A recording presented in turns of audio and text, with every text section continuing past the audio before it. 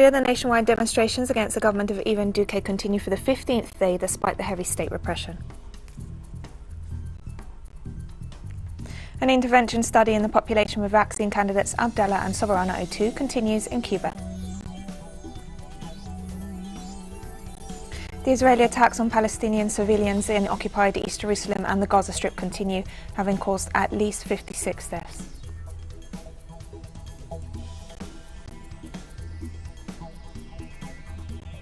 From the headquarters of teleSUR English in Havana, Cuba, this is From the South. I'm Katrina Goss.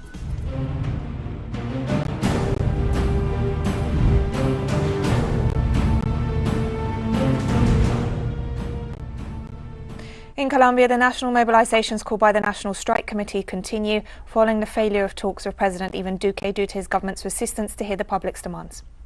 After 15 consecutive days of protests, the National Strike Committee called for a new nationwide mobilization this Wednesday, following the failed talks on Monday, during which President Duque refused to acknowledge the violent situation in the country due to the excessive use of force by state security forces, killing, abusing and arresting peaceful protesters.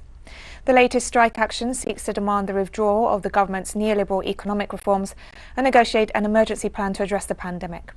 Likewise, protesters noted the president's lack of empathy towards the more than 1,000 victims of police brutality that have been reported since the beginning of the peaceful demonstrations.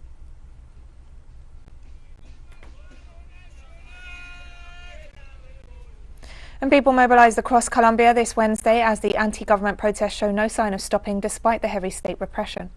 Groups of people gathered in different parts of the capital, Bogota, from the early hours to carry out sit-ins and other demonstrations. The city of Chiles also carrying out massive mobilizations in rejection of police violence and against the social crisis that the city is experiencing. Meanwhile, collectives and organizations in Barranquilla and Bucaramanga joined the mobilizations against Duque's neoliberal policies. Other cities across the nation saw the population mobilise against police repression, the humanitarian crisis and the ongoing assassinations of social, community and indigenous leaders and trade unionists.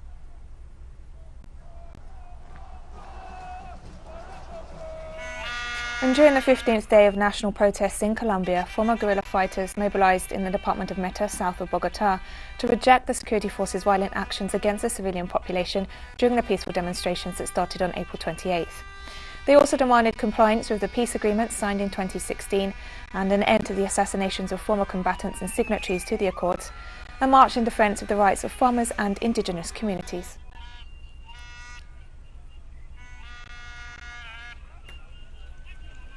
And in Colombia, 47 people have been killed during the nationwide protests against the neoliberal economic reforms imposed by the government of Ivan Duque and the ongoing and escalating violence in the country. 40 of the deaths have been confirmed as due to police brutality. According to the Colombian NGO Temblores, which monitors police violence in the country, and the Institute for Peace and Development, state security forces have detained over 900 people since the protests broke out and committed acts of sexual abuse against 12 women. As of Monday, 313 violent police attacks have been reported and 28 people have suffered eye injuries due to police deliberately shooting at demonstrators' faces. Between April 28th and May 10th, over 500 protesters were reported as missing. 35 of the 47 people killed so far were from the city of Cali, which has been the epicenter of the anti-government protests since April 28th.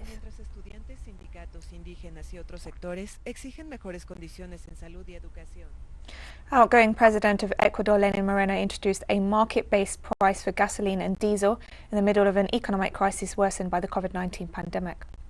The government established a ban system around the future price of West Texas Intermediate crude, with monthly reviews conducted jointly by the oil and finance ministries. Fuel prices will be regulated by this system, which increased oil prices between 5 and 3% since July 2020. The state company Petroecuador confirmed that the prices of extra fuel and extra fuel with ethanol will cost a maximum of $1.99 per gallon, while premium and regular diesel will cost $1.48 per gallon. The measure was rejected by transport workers in the capital, who in the last few days have pressured the government, demanding an increase in bus fares in order to cover the new fuel costs.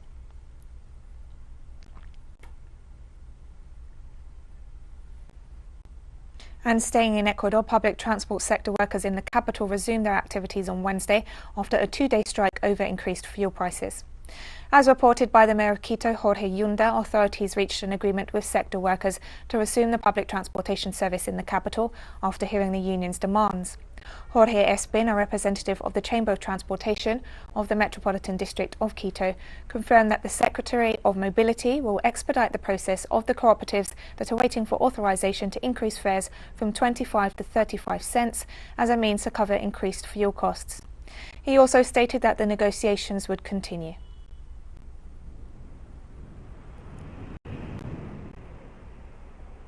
In Chile, the electoral campaign ahead of the regional, municipal and constitutional convention elections this weekend is drawing to a close. Final campaign events were held in the south of the country this Wednesday for candidates seeking to form part of the Constitutional Convention, the body that will be in charge of drafting the country's new constitution to replace that which was established under the Pinochet dictatorship. The convention's 155 seats will include indigenous representatives and ensure gender parity in the drafting of the new constitution.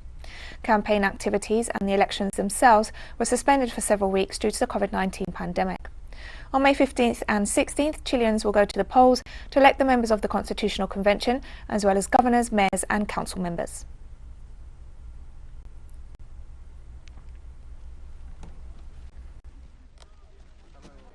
This Wednesday, Argentina's Senate began debates on a bill that would authorize the president and provincial governors to issue restrictions in the framework of the COVID-19 pandemic.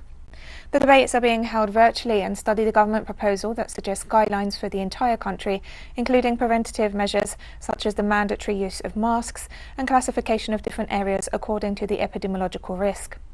The initiative provides a regulatory framework on epidemiological and health risk parameters and seeks to protect the well-being of the whole population. The government hopes that the decision can be reached by the Senate as soon as possible in order to present the bill to deputies so it can be passed into law before May 22nd.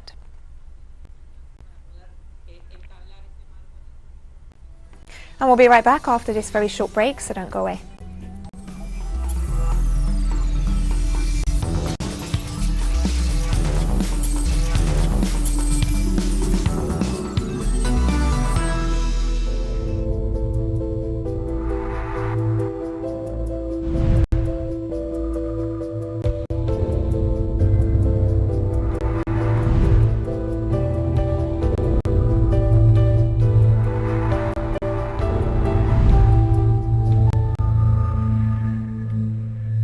Welcome back to From the South.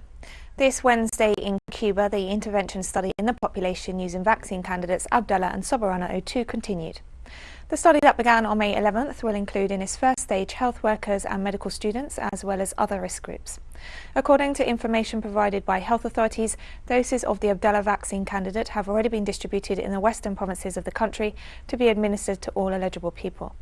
In the capital, Abdala will be applied in 7 municipalities, while Soberana 02 will be administered in the other 8. People older than 19 years old will be able to participate in the intervention study, whereas pregnant women, those who are nursing and people with high blood pressure won't be part of the study.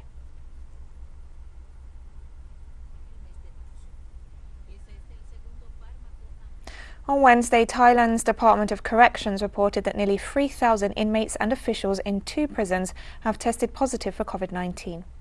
The department announced the infections after a prominent political activist released on bail last week announced that she had tested positive for the virus.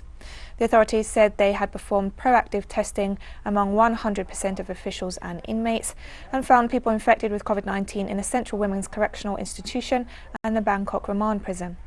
The country faces a complicated health situation with nearly 2,000 confirmed cases reported in the past 24 hours. The new coronavirus wave that began at the beginning of April accounts for about 2/3 of all confirmed cases and more than 3/4 of deaths.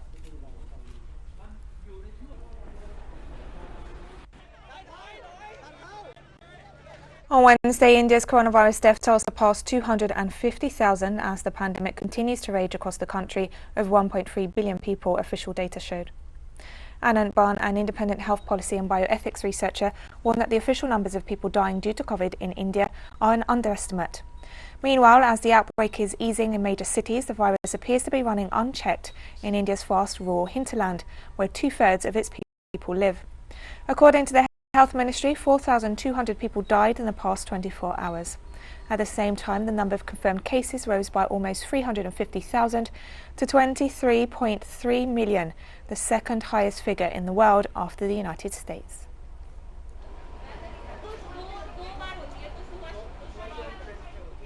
On Wednesday, the Secretary-General of the United Nations, Antonio Guterres, was set to hold talks with Russian Foreign Minister Sergei Lavrov, followed by a joint press conference where issues related to the situation in Ukraine, Syria, Libya, Afghanistan and Myanmar were to be discussed, according to the Russian Foreign Ministry. According to Guterres, the visits aimed at strengthening cooperation between Russia and the United Nations in all areas of the organisation's activities, including peace and security, sustainable development, climate change, biodiversity, human rights and others. In an interview with the Russian news agency ahead of his visit to Moscow, the UN Secretary-General said he expects to have the chance to discuss key issues that concern today's world and to exchange views on what is needed to address current conflicts and contribute to a peaceful resolution.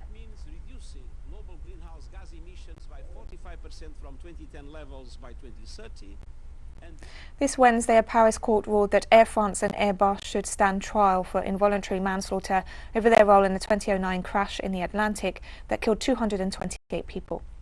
The ruling overturns a 2019 decision not to press charges against either company over the accident that occurred in June 2009, in which the pilots lost control of the plane after ice blocked its airspeed sensors. It took 2 years to find the wreckage, which was eventually located by remote-controlled submarines. Investigators determined the accident was caused by errors by the pilots. Since the disaster, the deadliest in Air France's history, pilot training on dealing with unforeseen circumstances has been stepped up in France and several other countries. The court's decision is a moral victory for the families of the victims as well as pilot unions that pursue justice.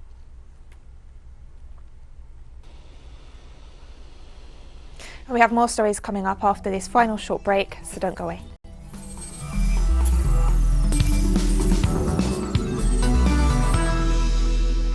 Welcome back to From the South.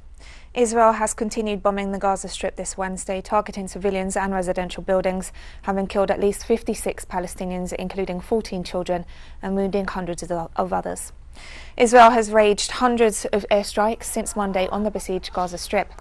A Palestinian news agency correspondent said an Israeli warplane fired 9 missiles at a 14-story tower in Rimmel neighborhood west of Gaza City, destroying it completely as hundreds of Palestinians living in the world's largest open-air prison lose their homes and their loved ones.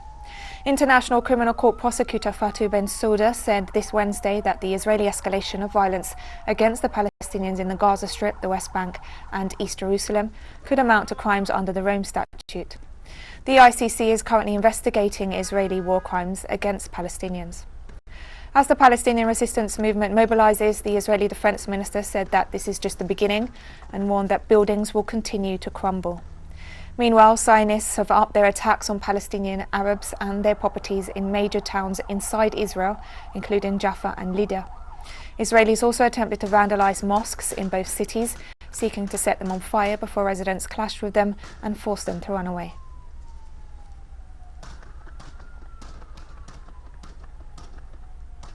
On Wednesday, Manla Mandela, the grandson of former President Nelson Mandela, joined the pro-Palestinian march in Cape Town, where he condemned the crimes committed by Israel, especially the killing of innocent children. Well, mostly I stand here as a father. My son today is turning 4 years old, Mandela Ikram Mandela.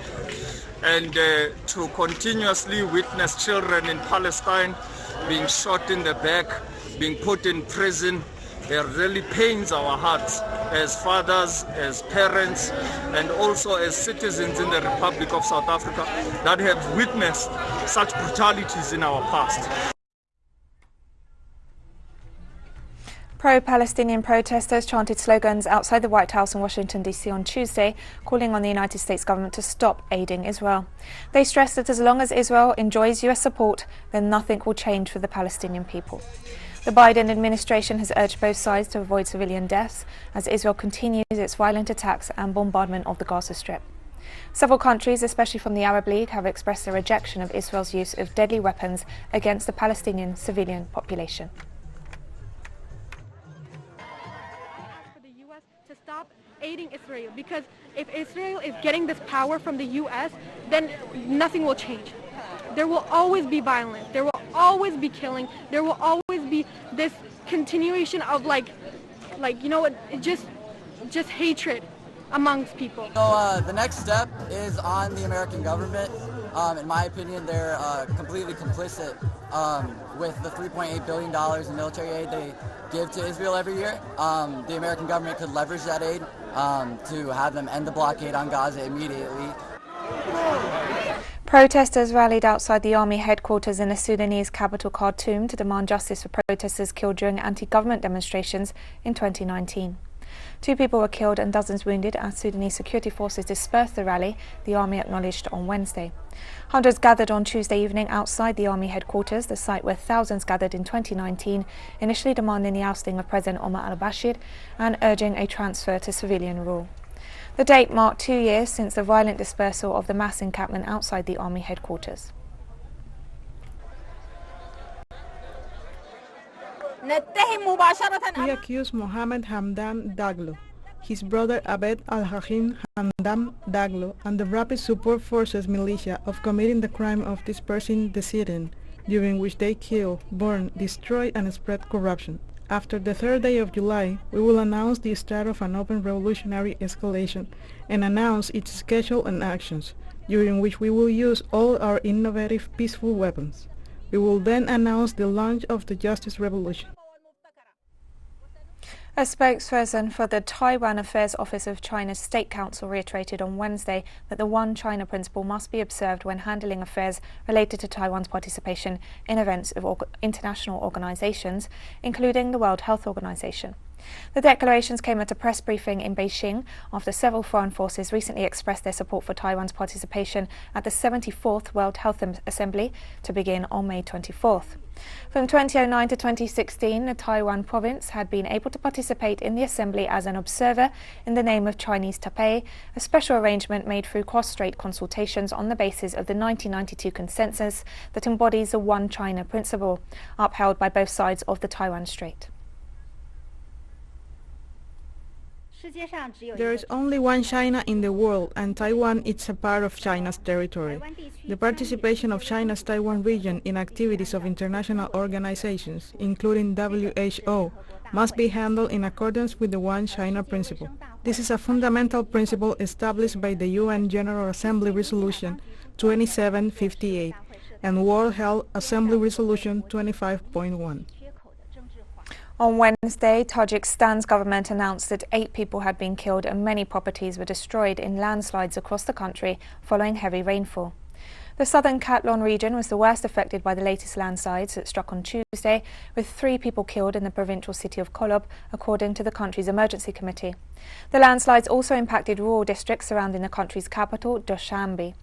According to the emergency committee, there is damage caused to residential buildings, household plots and arable land, while auxiliary structures were destroyed and roadways eroded.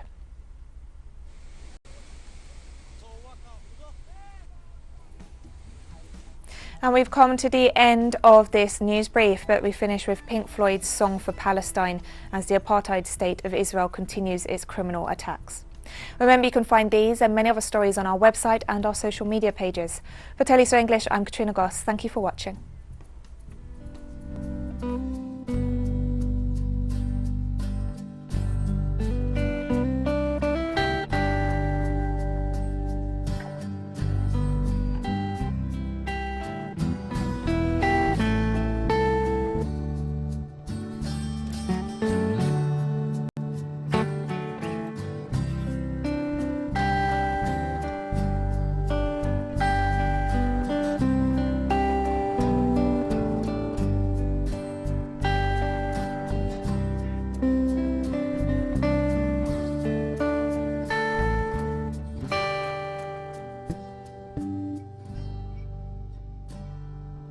We shall overcome.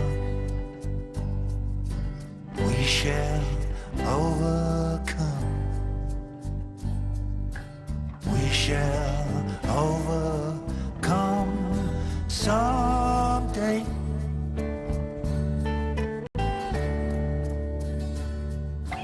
Deep in my heart, I do believe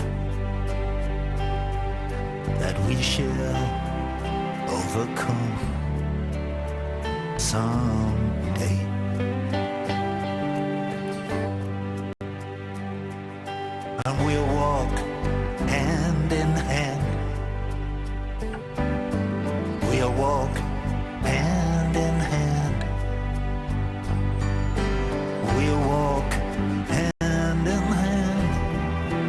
One day.